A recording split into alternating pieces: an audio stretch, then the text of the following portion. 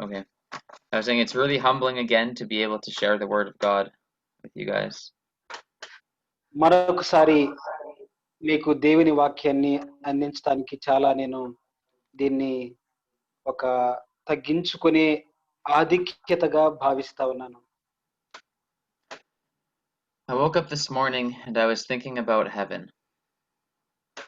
ఈ కాలం నేను లేచినప్పుడు పరలోకాన్ని గురించి ఆలోచిస్తా ఉన్నాను. And there's a song about heaven and it goes like this. పరలోకాన్ని గురించి ఒక పాట ఈ విధంగా అది ఉంటుంది. It says no more night. ఇక రాత్రులు ఇంకా ఉండవు. No more pain. ఇక నొప్పి బాధ ఉండదు. ఇంకా no more tears. కన్నీరు ఇక ఉండదు. Never crying again. ఇంకా మరలా ఎప్పుడు కూడా ఏడవము. And praises to the great I am. మరి నేనే అని చెప్తున్న ప్రభుకి స్తుతులు అని ఆ పాటలో ఉంటా ఉంది. We shall live in the light of the risen Lamb. పునరుద్ధానుడైన గొర్రెపిల్ల వెలుగులో మనము జీవిస్తాము అని ఉంటుంది. So as we start, I just want to think about heaven. మనము ఈ ప్రారంభంలో పరలోకాన్ని గురించి ఆలోచించాలని ఆశపడతా ఉన్నాను. And I just pray that our thoughts would be filled with heaven. మన ఆలోచనలు, జ్ఞానాంశాలు పరలోకానికి సంబంధించినవిగా, పరలోకం మీద లక్ష్యం ఉంచే విధంగా ప్రభువు మనకి సహాయం చేయను గాక. And with the one who is the center of heaven. పరలోకమునకు మధ్యస్థంగా ఉన్న కేంద్ర బిందువుగా ఉన్న ప్రభువు. And the light of heaven.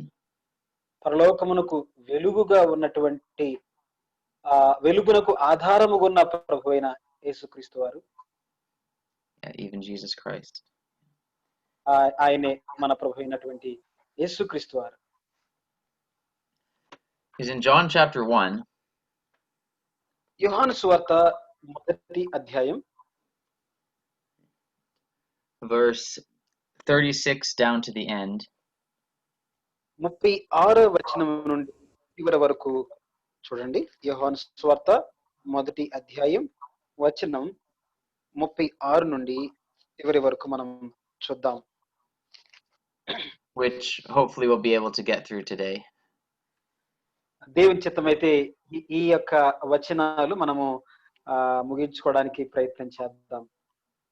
We see these 4 different ways by which people come to Jesus. 4 విధానాల్లో, 4 పద్ధతుల్లో ప్రజలు ప్రభువు దగ్గరికి రావడాన్ని మనం చూస్తాం. Now they ended up at the same place. ఒకే స్థలంలో కూడా ఇవి ముగిసినట్లుగా మనం చూస్తాం. But they all came different ways. అన్ని రకరకాల పద్ధతుల్లో వచ్చారు, కానీ చివరికి ఒకే స్థలానికి, ఒకే గమ్యానికి వచ్చినట్లు మనం చూడగలం. Now some people say things something kind of like this. కొంతమంది ఇదే విధంగా ఉన్నట్లు కొంత చెప్తూ ఉంటారు. They'll say every path leads to God. అన్ని మార్గాలు కూడా దేవుని దగ్గరికి నడుపుతాయి అంటారు. And that's not what I'm saying. కానీ నేను చెప్పదలచినది అది కాదు. In fact, when people tell me that,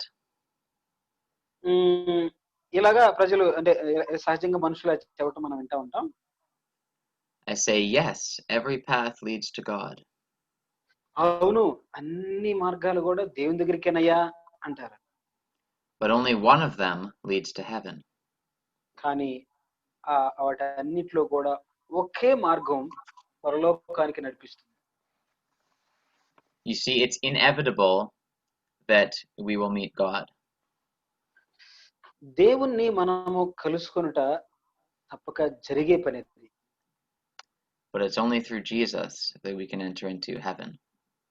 కానీ మనము ప్రభు అయినటువంటి యేసుక్రీస్తు వారి ద్వారానే దేవుని యొద్దకు పరలోకానికి వెళతాం. So the first thing I want to look at here is what I would call public proclamation or public preaching.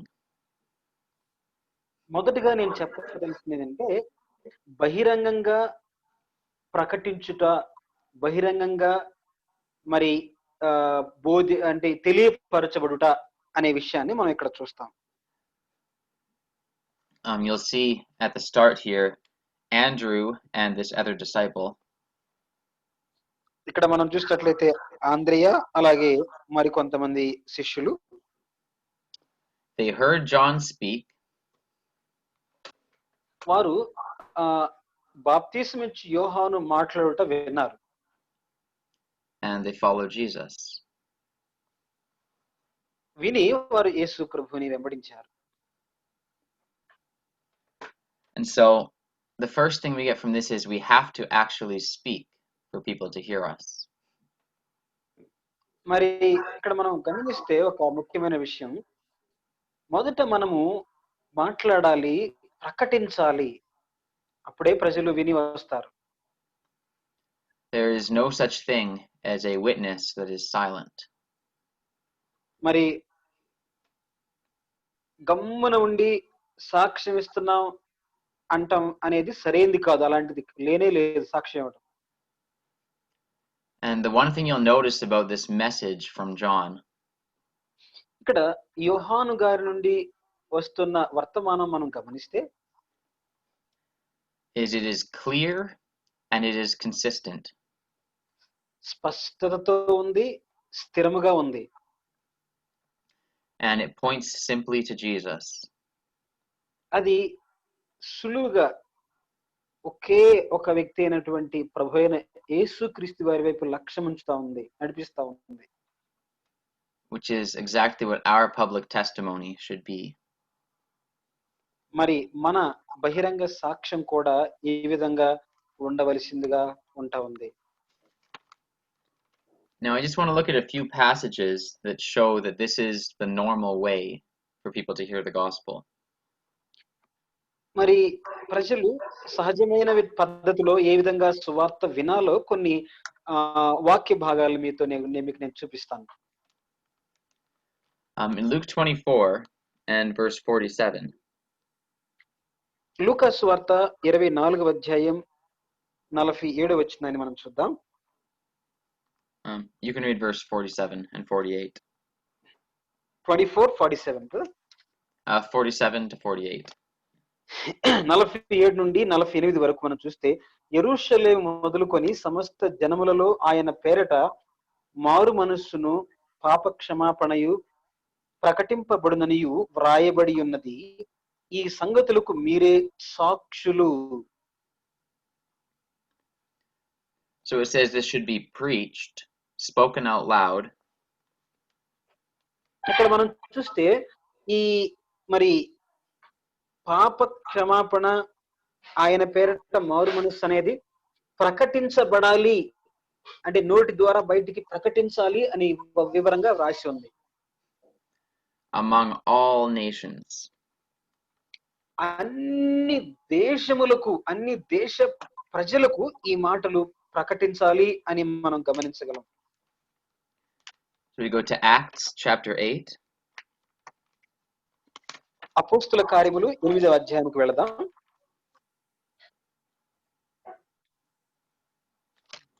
And verse 5. 5వ వచనాన్ని మనం చూద్దాం. అపోస్తుల కార్యములు 8వ అధ్యాయం 5వ వచనాన్ని మనం చూద్దాం. అప్పుడు ఫిలిప్పు సమరయ పట్టణం వరకును వెళ్ళి క్రీస్తును వారికి ప్రకటించుచుండెను అని మనం చదవగలం. So Philip is preaching Christ. ఇక్కడ ఫిలిప్పు క్రీస్తును ప్రకటిస్తున్నాడు.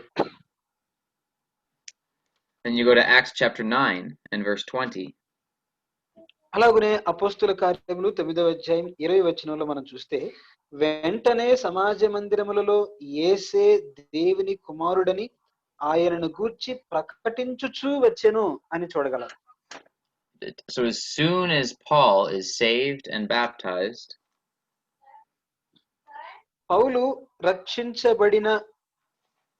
రక్షించబడి బాప్తీసం పొందిన వెంటనే he goes out and he's preaching Christ in the synagogues. బయటకు వెళ్లి సమాజ మందిరాల్లో క్రీస్తు ప్రభుని ప్రకటిస్తూ ఉన్నాడు పౌలు. And then Acts chapter 10, verse 42. అపోస్తల కార్యములు 10వ అధ్యాయం 42వ వచనం చూసినట్లయితే, ఇదియుగాక దేవుడు సజీవులకును మృతులకును న్యాయాధిపతిని గాను నియమించిన వాడు ఈయనే అని ప్రజలకు ప్రకటించి దృఢ సాక్ష్యమియ్యవలనని మాకు ఆజ్ఞాపించెను. And so you see, Peter understood this command from Jesus as being to go and to preach in his name. దేవుని యొద్ద నుండి ఆజ్ఞాపించబడిన ఈ ఆజ్ఞను పేతురు అర్థం చేసుకున్నవాడుగా బయటకు వెళ్లి ప్రభువైన యేసుక్రీస్తు అని గురించి ప్రకటించి దృఢ సాక్ష్యం ఇయ్యాలని ఇక్కడ మరి మాట్లాడుతున్నట్లు మనం చూస్తాం. And then Acts 28, verse 31. అపోస్తలుల కార్యములు 28వ అధ్యాయం 31వ వచనం మనం చూసినట్లయితే, అపోస్తలుల కార్యములు 28వ అధ్యాయం 31వ వచనం మనం చూస్తే, ఏ ఆటంకమును లేక పూర్ణ ధైర్యముతో దేవుని రాజ్యమును గూర్చి ప్రకటించుచు ప్రభువైన యేసు క్రీస్తును గూర్చిన సంగతులు బోధించుచు ఉండెను. So we have right from the end of Jesus' ministry and his ascension all the way to the end of the book of Acts. ప్రభువైన యేసుక్రీస్తు వారి మరి ఆయన సువార్త ప్రారంభము, ఆయన మరణ పునరుద్ధానములు, అక్కడి నుండి అపోస్తుల యొక్క పరిచర్య, మరి అపోస్తుల కార్యములలో 31వ అధ్యాయం 28వ అధ్యాయం 31వ వచనం వరకు కూడా మనం చూస్తే, all of these Christians understood that the normal way to reach people for Jesus was to proclaim the message to them with words. యేసుక్రీస్తు ప్రభువును ప్రకటించే విధానము, సహజమైన పద్ధతి ఏంటంటే నోటి మాటతో ఆయన సువార్తను, ఆయన గూర్చిన సాక్ష్యాన్ని మనం ప్రకటించవలసిందిగా ఈ వచనాల్లో మనము గమనించాలి. And I guess the reason I have to mention this ఈ యొక్క కారణాన్ని ఎందుకు నేను ఇక్కడ మీతో పంచుతున్నాను అంటే, is there's a lot of nice sounding teaching getting out there. మరి ఇక్కడ చాలా మరి ఒక మంచి ఆరోగ్యకరమైనటువంటి బోధ మనం గమనిస్తూ ఉంటాం. That's saying, preach Jesus Christ, and if you need to, use your words.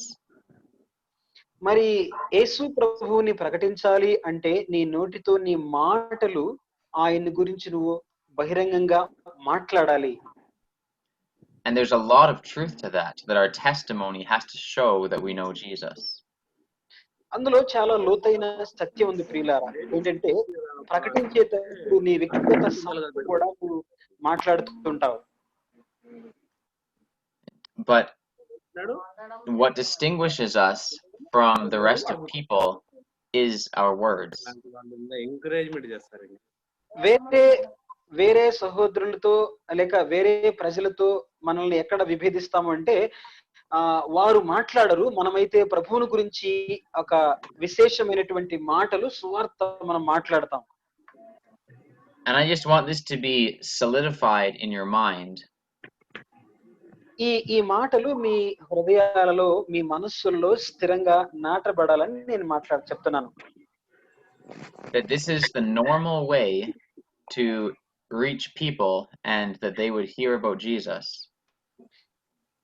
అనేక మంది ప్రజలను యేసు ప్రభువు గురించి వినిపింపజేసే విధంగా వారిని యేసు ప్రభు యొద్దకు నడిపించే సహజమైన పద్ధతి ఏంటంటే బహిరంగంగా ప్రకటించుట ప్రభువుని గురించి. Is that we have to use our words. తప్పక మన మాటలు మనము వాడవలసిన వారంగా ఉన్నాం. Now this might look different in different parts of the world, and you might not be allowed to stand up on a corner and shout in every place in the world. మరి అనేక దేశాలు ఆ పరిస్థితులు గమనించినట్లయితే రకరకాలుగా ఉండవచ్చు. ఒక మూలన ఒక సెంటర్‌లో నిలబడి బహిరంగంగా ప్రభువుని ప్రకటించొచ్చు. కొన్ని చోట్ల కొన్ని వేరు వేరు పద్ధతులు, వేరు వేరు విధానాలు ఉండి ఉండొచ్చు. But this is clearly what Jesus meant and what all of the disciples understood him to mean.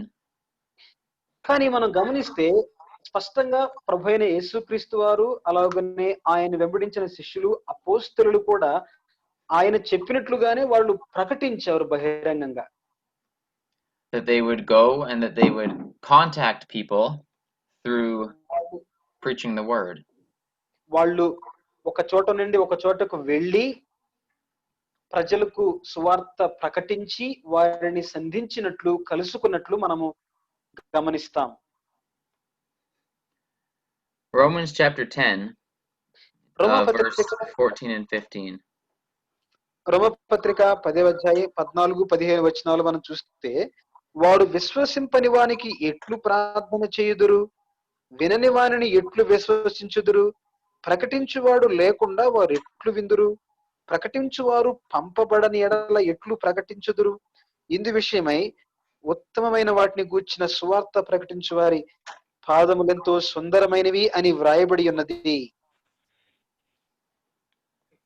And so it says, how can they hear without a preacher? ప్రకటించేవారు లేకుండా ప్రజలు ఎలా వింటారు అని ఈ వచనాల్లో మనము గమనిస్తాం ప్రియులారా. 1 Corinthians chapter 1. కొరింథీయులకు రాసినటువంటి మొదటి పత్రిక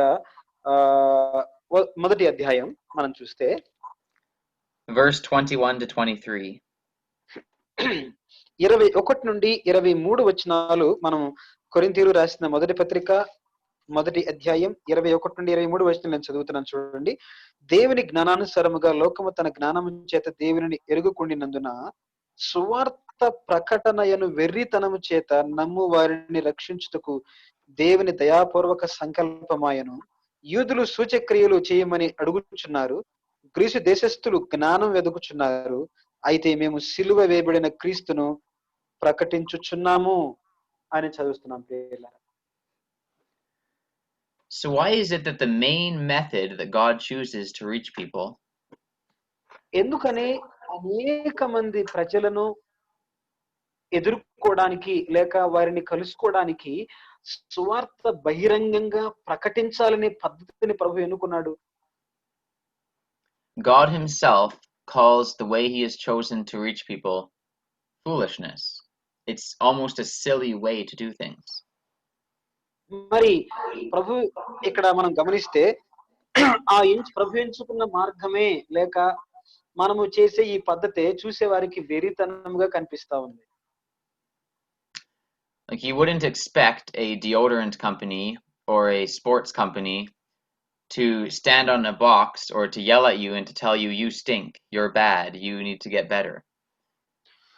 మరి ఆయన ఏదో ఒక డియోడ్రెంట్ మనం పూసుకునేటువంటి మనకి మంచి వాసన దుర్వాసన రాకుండా పూసుకునే ఆ సెంటునో లేకపోతే ఏదో ఒక పౌడర్ కంపెనీనో వారిలాగా ఇదిగో ఈ పౌడర్ వాడుకోండి మీరు బాగుంటారు, చక్కగా ఉంటారు, మెరుగ్గా ఉంటారని అలాంటి పద్ధతి ప్రభు ఎన్నుకోలేదు. This is not good business skills. This is not good marketing. ఇదేదో ఒక వ్యాపార సంబంధమైన ఒక లాభాలు గడించే పద్ధతి కాదు ప్రియులారా. The answer comes to us down in verse 29. దానికి జవాబే మనం 29వ వచనంలో చూస్తాం చూడండి.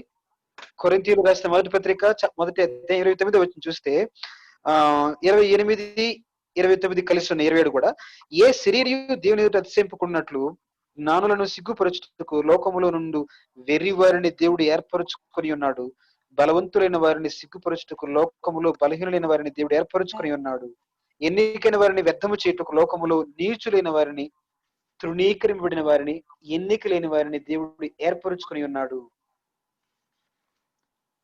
And he says that no flesh should glory in God's presence. ఏ శరీరయు కూడా దేవుని సన్నిధిలో అతిశయించకుండానట్లు అన్నాడు. And then you go on to 2 Corinthians chapter 4. కొరింథీయులు రాసిన రెండో పత్రిక 4వ అధ్యాయానికి వెళదాం పిల్లరా. And verse 5.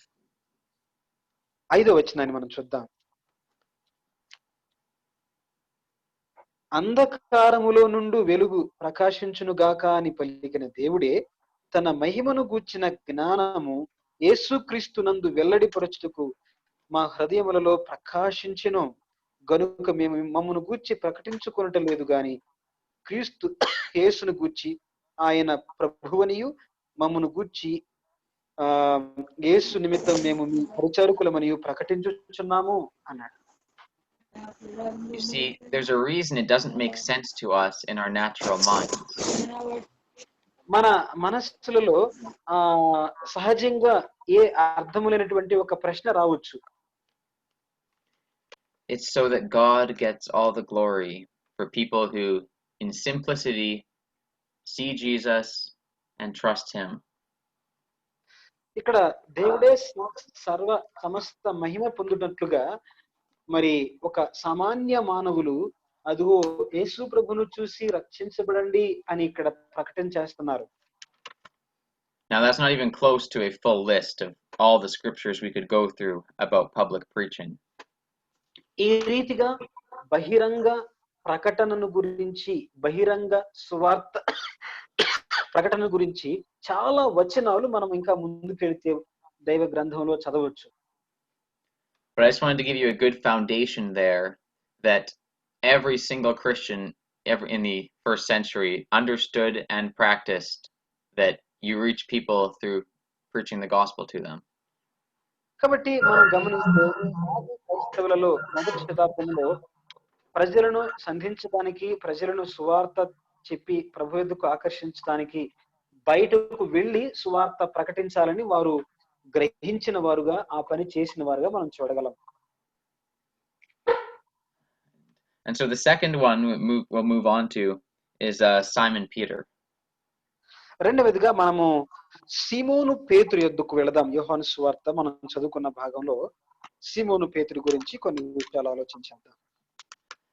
This is another way that many people come to know Jesus. సీమోను పేతురు వచ్చిన విధానమే అనేకులు కూడా ప్రభు యొద్దకు వచ్చే పద్ధతిగా మనం గ్రహించాలి. In verse 41 of John chapter 1, యోహాను సువార్త మొదటి అధ్యాయం 41వ వచనం మనం చదువుదాం. ఇతడు మొదట తన సహోదరుడైన సీమోనును చూచి మేము మెస్సియాను కనుగొంటిమని అతనితో చెప్పి. you see, once Andrew was in the presence of Jesus, మరి ఆంద్రేయ యేసు ప్రభు సన్నిధిలో ఆయన యొద్ద ఉన్నప్పుడు he couldn't help but have produced in him this love for the lost. తనంతట తానే నశించే ఆత్మల పట్ల ఇలాంటి ప్రేమను, ఇలాంటి భారాన్ని కనుపరచలేనివాడుగా ఆంద్రేయ ఉన్నాడు. And this boldness to be a witness. మరి సాక్ష్యం ఇవ్వడానికి ధైర్యాన్ని కనుపరిచేవాడుగా, and also this effectiveness in his effort. ఆయన ప్రయత్నంలో శక్తిని లేక ప్రభావాన్ని. And you see, Andrew's life was different in such a way that Simon listened to him. మరి సీమోను ఆంద్రేయ మాటలు వినేంతగా ఆంద్రేయ జీవిత విధానం అనేది ప్రభావవంతంగా ఉంటాని మనం చూస్తాం. Notice he doesn't give Simon this long message. ఒక దీర్ఘ వర్తమానాన్ని సీమోనుకు ఆంద్రేయ ఇచ్చినట్లు మనం అక్కడ గమనించము. And this is to me often like our relationships every day with our coworkers and our friends. మనతో కలిసి పనిచేసేవారు, మన స్నేహితులతో మన స్నేహ సంబంధాన్ని బట్టి, and we need to have a good walk with the Lord.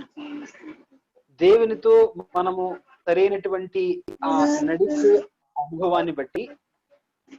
But part of our good walk with the Lord when we're sharing our personal testimony, మరి మన మంచి క్రియలతో పాటు మన సాక్ష్యాన్ని పంచుకున్నప్పుడు,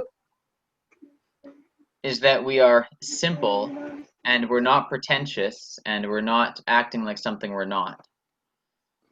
మనము ఏదో పెద్ద గొప్పవారం అన్నట్లుగా నటించటం కాదు గాని మన చిన్న సహజమైనటువంటి మన జీవితం సాక్ష్యం దేవునితో మన నడక అనేదే అక్కడ వారికి బోధ చేసేదిగా చూస్తా ఉంటాం. This is why I think the most important thing in a personal testimony to someone is honesty. మరి ముఖ్యంగా ఒక వ్యక్తిలో ఉండవలసింది కోరదగినది ఏంటంటే వ్యక్తిగత సాక్ష్యము అనేది చాలా అవసరం. So don't pretend to be something you're not. Admit your failures when you make failures and simply point people to Jesus. నువ్వు ఏమై ఉన్నావో దాన్నే చూపిస్తూ యేసు ప్రభు వైపు మనుషులను తిప్పు గాని ఏమై లేవో దాన్ని చూపించడానికి ప్రయత్నం చేసి విఫలం కావద్దు గాని నువ్వేమై ఉన్నావో నీ మిస్టేక్స్ ఉన్నప్పటికీ కూడా ప్రజలను క్రీస్తు వైపు చూపించే విధంగా ప్రయత్నించి సాక్షిగా ఉన్నట్లయితే సరిపోతుంది. You see, Simon didn't have any doubt that Andrew was telling him the truth. ఆంద్రియా యేసు ప్రభుని గురించి చెప్తున్నప్పుడు సీమోనుకి ఎక్కడ కూడా సందేహం వచ్చినట్లు మనము గ్రహించము, అక్కడ చూడము. You know, I always kind of picture this happening, and in my mind, I see Andrew just going up to Peter and like grabbing him and shaking him by the shoulders, like, "We've found him." ఇక్కడ ఈ సందర్భాన్ని నేను కూడా ఒక దృష్టిలో ఎట్లా జరిగిందా అని ఆలోచించుకున్నట్లయితే ఒకవేళ ఆంద్రియా వెళ్ళి పేతురు ఇదిగో సిమోను నేను మెస్సీని కనుగొన్నా, యేసు ప్రభుని కనుగొన్నామని ఒకవేళ ఇట్లా గట్టిగా ఎమోషనల్ గా చెప్పుంటాడేమో. And then it says he brought him to Jesus. మరి అలా చెప్పి యేసు ప్రభు దగ్గరకు తీసుకొచ్చుంటాడేమో. And that's all we have to do. We don't have to have any long fancy anything. We just bring people to the one who has all the answers. మనం కూడా అదే రీతిగా మరి ఏదో పెద్ద దీర్ఘ వర్తమానం కాదు గాని వాళ్ళ దగ్గరికి వెళ్ళి వాళ్ళని పలకరించి వారికి చెప్పి రా ఇదిగో నేను యేసు ప్రభుని కనుగొన్నాను, నా జీవితాన్ని మార్చాడని మనం కూడా తీసుకొచ్చే వరంగా ఉండాలి. And then you look at how Jesus responds to Peter. I want to step out of our outline for a bit and just look at how Jesus responds to Peter. మరి కొంచెం మనం ముందుకు చూసినట్లయితే యేసు ప్రభువారు సీమోనుతో పేతురుతో ఎలా మాట్లాడుతున్నాడో మనం చూద్దాం. He says to him, "You are Simon, but you shall be called Cephas," which means a stone. కానీ ఇక్కడ 42వ వచనం మనం చూస్తే ప్రభు అంటున్నాడు మరి నీవు యోహాను కుమారుడైన సీమోనువు, నీవు కేఫా అనబడుదు అని చెప్పాను. To me, this is such a neat picture of the heart of God. Brother, can you repeat? Yeah, to me, this is such a neat picture of the heart of God. మరి దేవుని యొక్క హృదయము ఏమైనదో తెలుసుకోవాలి అంటే, because Jesus says, "I see who you are." యేసు ప్రభువు అన్నారు ఇక్కడ మనం చూస్తే నువ్వు ఏమై ఉన్నావో నువ్వు ఎక్కడ ఉన్నావో నేను చూశాను అన్నట్లు చెప్తున్నాడు. But I don't just see who you are. నువ్వు ఎవరివో చూడటం మాత్రమే కాదు గాని I see who I created you to be.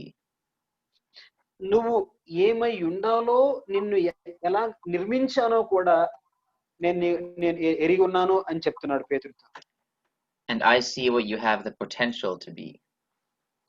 నువ్వు ఎలా ఉండబోతున్నావో దానికి సామర్థ్యం కూడా నీ దగ్గర ఉంది అని నేను నమ్ముతున్నాను అంటాడు. And you know, this is really what it means to perish. మరి ఇదే నిజంగా మరి నశించటం అంటే దాని భావన ఏంటో మనం గ్రహించాలి.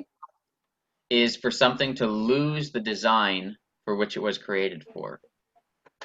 దేవుడు ఏ ఉద్దేశమైతే నీ పట్ల నా పట్ల ఒకరి పట్ల ఉద్దేశించి నిర్మించాడో దాన్ని కోల్పోవటమే నశించటం.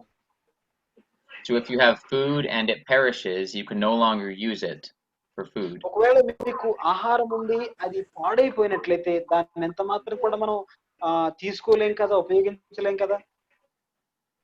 And that to me is one of the worst things about hell. అలాగనే చాలా విచారకరమైన బాధాకరమైన సత్యం కూడా నరకాన్ని గురించి అదే. Because God did not create us to go to hell. దేవుడు మనల్ని సృష్టించింది నరకానికి పోవడానికి ఆయన సృష్టించలేదు. And that is why he calls it perishing. అందుకని ఇక్కడ మనం చూస్తే మరి మీరు నశించడానికి కాదు అన్నట్లుగా ప్రభు పిలుస్తున్నట్లు మనం గమనిస్తాం లేఖనాల్లో. Because we lose that for which we were created for. మరి మనము దేని నిమిత్తమైతే నిర్మించబడ్డామో దాన్ని ఎప్పుడైతే కోల్పోతామో నశిస్తాము అనే సత్యాన్ని ఈ భాగాన్ని బట్టి మనం గ్రహించాలి. That being said, Jesus sees us as who he wants us to be, and if we would come to him, he has the power to make us to who he wants us to be. యేసు ప్రభువారు మనల్ని చూసినప్పుడు ఆయన మన పట్ల ఏమై ఉండాలని మనల్ని గురించి తలంచాడో ఆ విధంగా ఆయన మార్చాలని ఇష్టపడుతున్నాడు. మనం ఆయన దగ్గరకు వచ్చినప్పుడు ఆయన ఏ విధంగా రూపించాలో, ఏ విధంగా వాడుకోవాలో ఆ విధంగా మలిచేవాడుగా, ఫలించి జీవించడానికి చేసేవాడుగా ఉన్నాడు ప్రభు. Now this next one is probably the most controversial. తర్వాత మనం సంగతిని మనం ఇక్కడ చూస్తే కొంత వివాదాస్పదంగా ఆ మాట మనం చూస్తాం సహజంగా. Verse 43 says, Jesus went forth to Galilee, and he found Philip, and he said, "Follow me." 43వ వచనం మనం చదువుకుంటే, మరునాడు ఆయన గలిలయకు వెళ్ళగోరి ఫిలిప్పును కనుగొని నన్ను వెంబడించమని అతనితో చెప్పెను. Now this is one of the more rare ways, if you could say that, for people to find Jesus. సహజంగా ఫిలిప్పును కనుగొన్న విధానము యేసు ప్రభు ఒక వ్యక్తి కనుగొనుట అనేది చాలా తరచుగా అంటే చాలా అరుదుగా జరిగేటువంటి పద్ధతి విధానం. But it does happen where Jesus simply reveals himself to people. మరి అలా జరుగుతుంది ప్రియులారా. ఎప్పుడంటే ప్రభు తన్ను తానే ప్రజలకు ప్రత్యక్షపరచుకున్నప్పుడు అలాగా ప్రజలు ప్రభువుని కనుగొంటారు. We have pictures of that in the life of Jesus. అలాంటి సందర్భాలు యేసు ప్రభు జీవించిన దినాలలో కొన్ని మనం చూస్తాము. But also afterwards. For example, Paul the apostle. ఆ తర్వాత కూడా అపోస్తలుడైన పౌలు కూడా యేసు ప్రభువుని ఎలా తెలుసుకున్నాడో ఆ సందర్భాన్ని ఆయన జీవితాన్ని కూడా ఈ యొక్క పద్ధతుల చొప్పున మనం చూడగలం. And also, for example, many Muslims today. అలాగనే ఈ దినాల్లో చాలా మంది ముస్లిం సహోదరులు యేసు ప్రభు నమ్ముకున్న విధానం కూడా ఇదే విధానం. A lot of people today that come to Jesus from Islam. చాలా మంది మరి ఇస్లాం నుండి ఆ ముస్లిం ఆచార పద్ధతుల నుండి ప్రభు దగ్గరకు వస్తున్నారు. They will tell you they've had dreams or visions of Jesus. వారు వచ్చి అంటున్నారు, మాకు యేసు ప్రభు యొక్క దర్శనము, యేసు ప్రభుని గురించిన కళ నాకు వచ్చింది, ప్రభుని నమ్ముకున్నా నేనని చాలా మంది సాక్ష్యం ఇస్తా ఉన్నారు. Now we can't build a doctrine off of experiences, and we can't build a doctrine off of one verse about Jesus finding Philip. మరి యేసు ప్రభు ఫిలిప్పును కనుగొన్న ఆ విధానాన్ని, ఆ పద్ధతిని బట్టి ఒక సిద్ధాంతాన్ని, ఒక సత్యాన్ని స్థాపించలేము. కానీ but this does happen, and there is a precedent for it in Scripture. And God, when he does these kind of things, he always still uses people. మరి ఇలా లేఖనాల్లో ఇది పద్ధతి చొప్పున ప్రభు చేసినట్లు చూస్తాం. ఆ పద్ధతిలో కూడా ప్రభు కొంతమంది వ్యక్తులను వాడినట్లుగా మనం గ్రహించాలి ప్రియులారా. Like you'll notice with Paul, even though Jesus appeared right to him, he had to send Ananias to him to explain things to him and to baptize him and to pray for him. పౌలు విషయంలో కూడా మనం చూస్తే, పౌలు యేసు ప్రభువును గురించిన దర్శనాన్ని చూసిన వాడైనప్పటికీ కూడా అతన్ని స్వస్థపరచుటకు, కనులు తెరుచుటకు అననీయను పంపించినట్లుగా, బాప్తిసం ఇచ్చినట్లుగా మనం ఆ వ్యక్తి ప్రవేశాన్ని కూడా ఆ సందర్భంలో గ్రహించాలి. And it's the same with Muslims today. When they get a dream or a vision, usually it directs them to go and find a Christian or to find a Bible and to find the truth about Jesus that way. అలాగనే ఈ దినాల్లో ముస్లిం సహోదరులు యేసు ప్రభుని గురించిన కల గాని, దర్శనం గాని పొందుకున్నప్పుడు వారిని ప్రభు ఒక దైవ జనుల యొద్దకు, పాస్టర్స్ వద్దకు నడిపించి వారు బైబిల్ పొందుకునే విధంగా, చదివే విధంగా ప్రభు సహాయం చేస్తూ ఉన్నాడు. And so we've got public preaching, we've got personal testimony, we've got personal revelation. 3 పద్ధతులు మనం చూసాం. బహిరంగంగా సువార్త ప్రకటించుట, వ్యక్తిగత సాక్ష్యము ద్వారా ప్రభువుని గురించి చెప్పి సువార్త ప్రకటించుట, మూడవదిగా ప్రభువే దర్శనము కలల ద్వారా వ్యక్తులను సంధించి రక్షించుట. And then the fourth thing we have is the scriptures.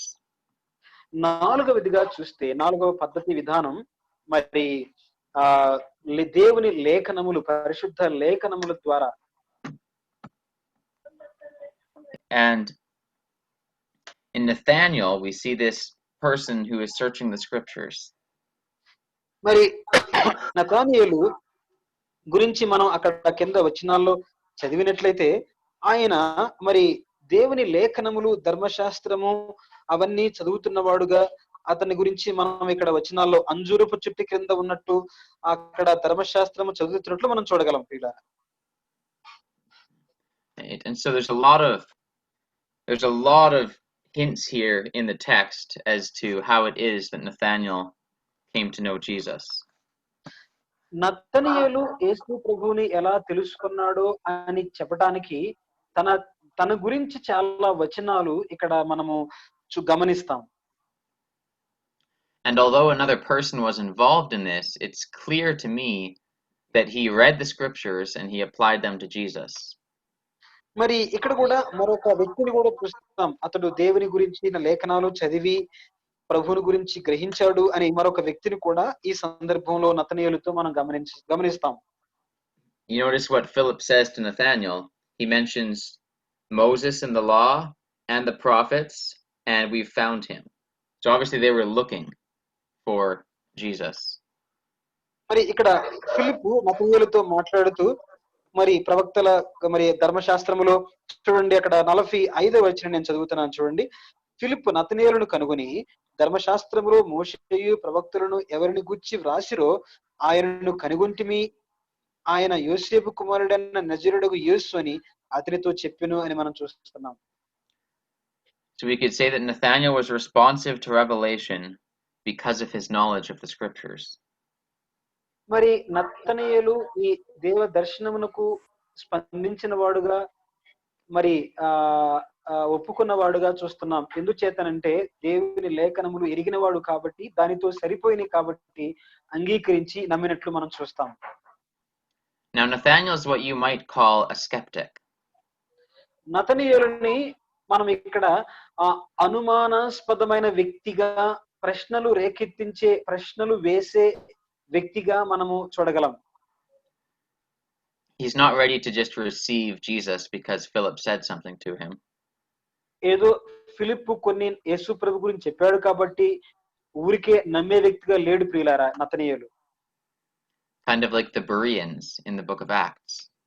ఎలా ఉన్నాడంటే ఆ బెరయ సంఘస్థుల్లాగా పౌలు మరి వారితో ఉన్నటువంటి మరి పౌలు అలాగునే మిగిలిన వారు చెప్పిన మాటలు ఊరికే నమ్మలేదు. వారు వెళ్ళి లేఖనాలు పరిశీలించారు Berea సంఘస్థులు. And on top of this, Nathaniel clearly has prejudices against people from Nazareth. అంత మాత్రమే, దీనికి పైన కూడా మరి నతనీయులకు ఆ నజరేతులో నుండి వచ్చే వారి మీద కూడా కొన్ని అనుమానాలు లేక సందేహాలు, వారి పట్ల కొన్ని ప్రశ్నలు కూడా ఉన్నాయి. So Philip says to him the same thing Jesus said at the start of this section. He says, "Come and see." ఫిలిప్పు అంటున్నాడు, యేసు ప్రభు ఫిలిప్పుతో చెప్పిన మాటనే ఇక్కడ ఫిలిప్పు కూడా మరి మాట్లాడుతూ చెప్తూ అంటున్నాడు, అయితే నువ్వు వచ్చి చూడు అంటున్నాడు. And that's what we're invited to do today through the word of God, to come and to see if Jesus really is who he said he is. ఈ రాత్రి వేళ నీతో కూడా ప్రభు అంటున్నాడు, నువ్వు వచ్చి చూడు ఆయన ఏమై ఉన్నాడో అని. ప్రభు నీతో కూడా ప్రియ సహోదరుడా సహోదరి, ఆయన ఏమై ఉన్నాడో నువ్వు వచ్చి చూడు, ఆయన ఇంకా తరచి కనుగొను, తెలుసుకో అని ప్రభు నిన్నుతో నిన్ను ఆహ్వానిస్తా ఉన్నాడు. Psalm 34 verse 8 says, "Oh, taste and see that the Lord is good. Blessed is the man that trusts in him." కీర్తనల గ్రంథం 34వ అధ్యాయం 8వ వచనంలో మనం చూసినట్లయితే, యెహోవా ఉత్తముడని రుచి చూచి తెలుసుకొనుడి, ఆయనను ఆశ్రయించు నరుడు ధన్యుడు అంటున్నాడు.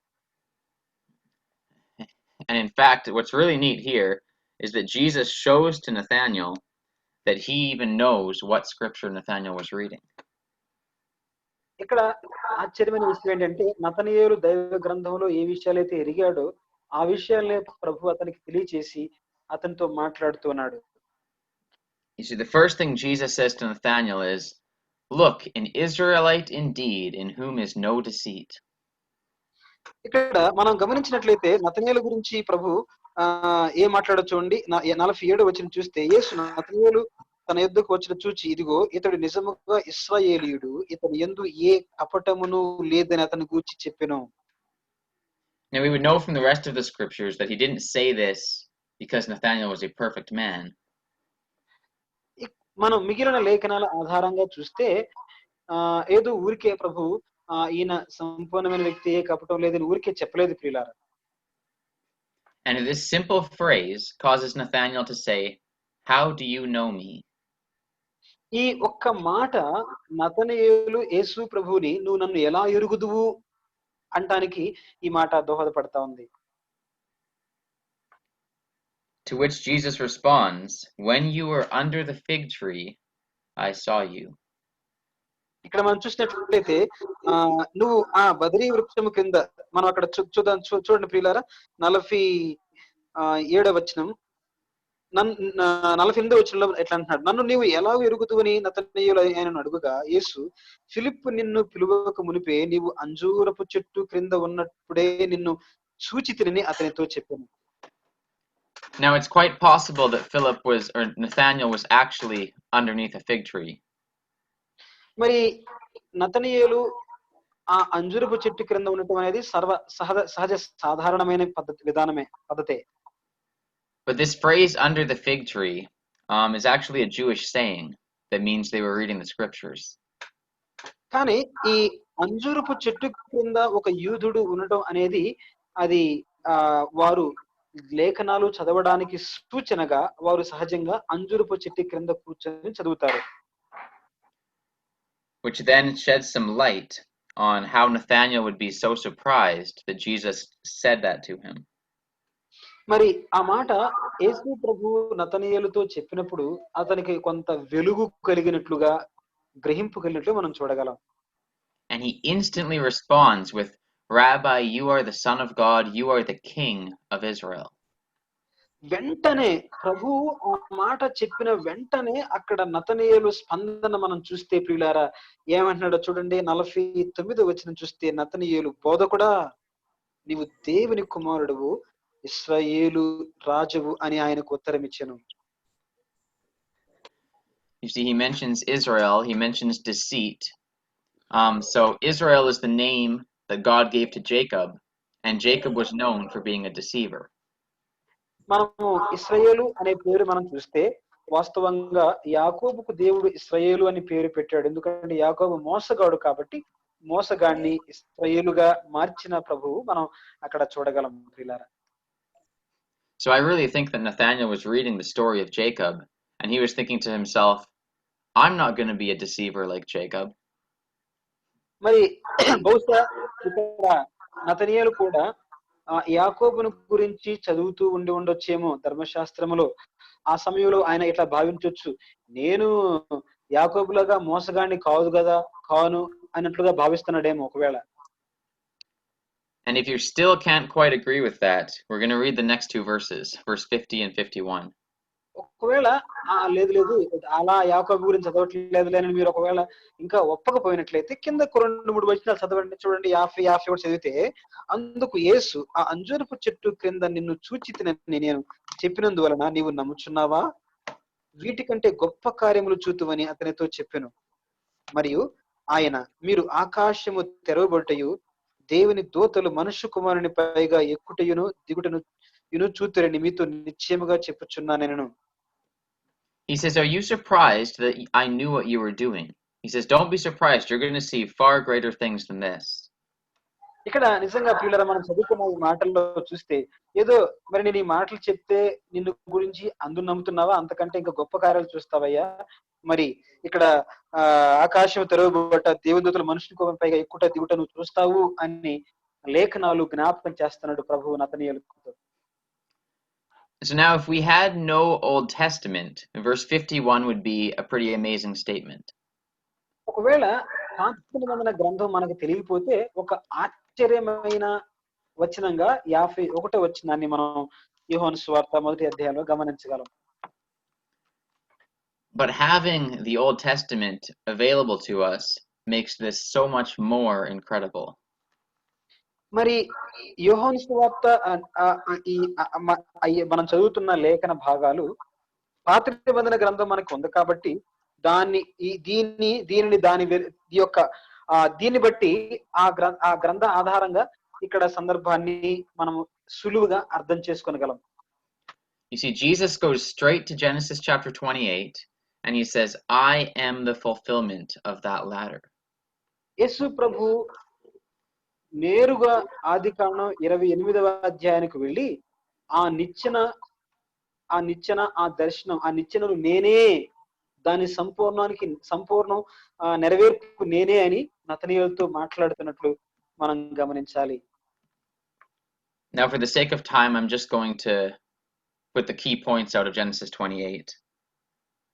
మరి ఇక్కడ మనం చూసినట్లయితే ముగించే ముందు ఈ ఆదికాండము 28వ అధ్యాయంలో మూల పాఠాన్ని మూల అంశాన్ని మనం చూద్దాం.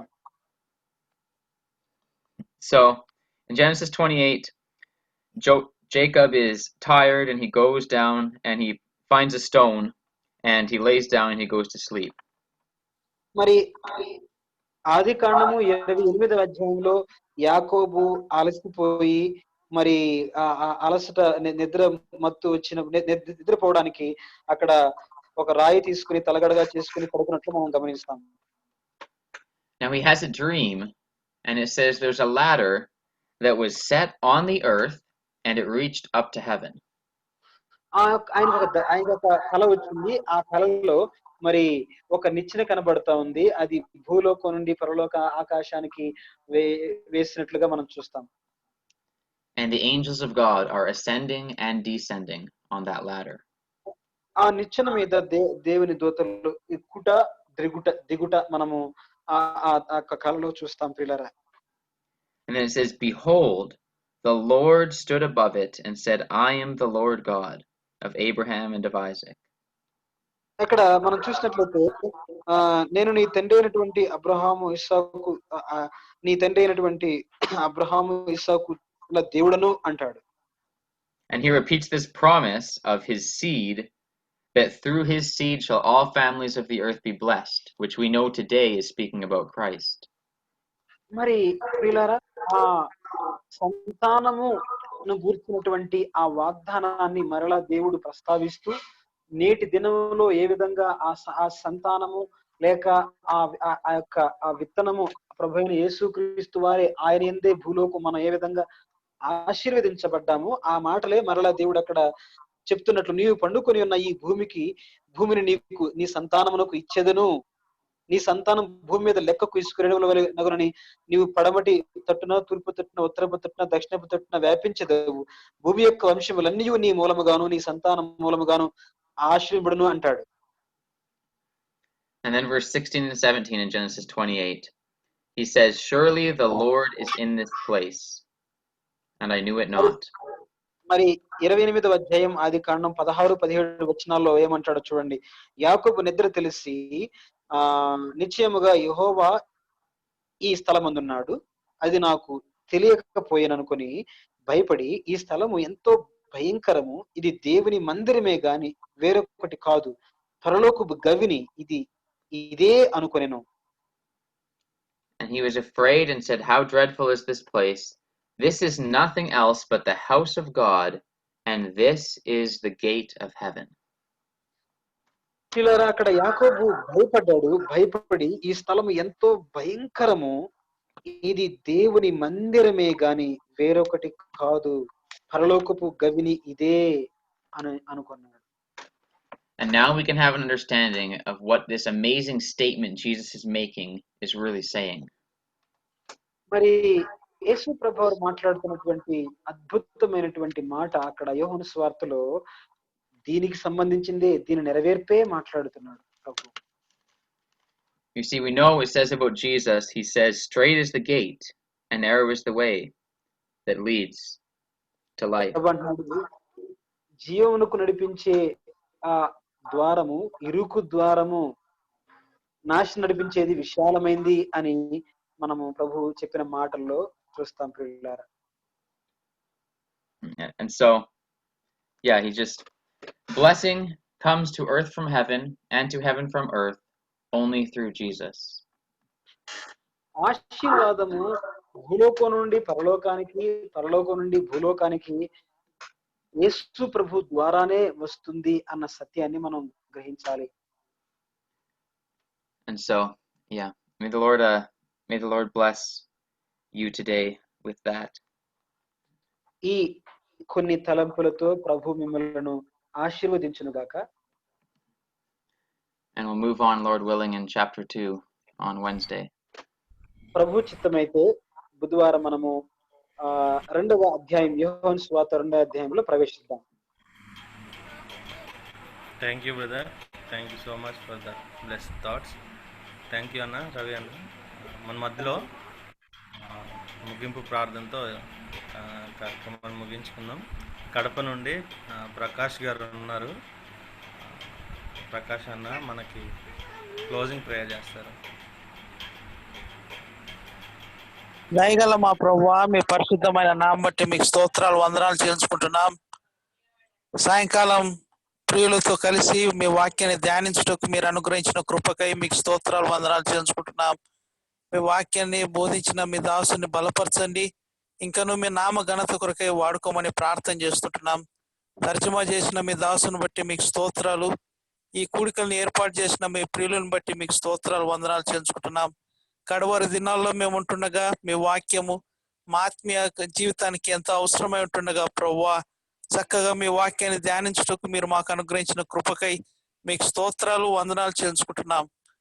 అలనాడు మీరు ఈ లోకంలో జీవిస్తున్నప్పుడు ఎలాగూ మీరు శిష్యులను ఏర్పాటు చేసుకున్నారు, మీ గొప్ప కార్యాలు వారి మధ్యలో ఎలాగో ప్రకటన చేశారు, సువార్త యొక్క ప్రాముఖ్యత ఎంత శ్రేష్టమైనదో మీ దాసు ద్వారా మాకు వివరించినందుకై స్తోత్రాలు.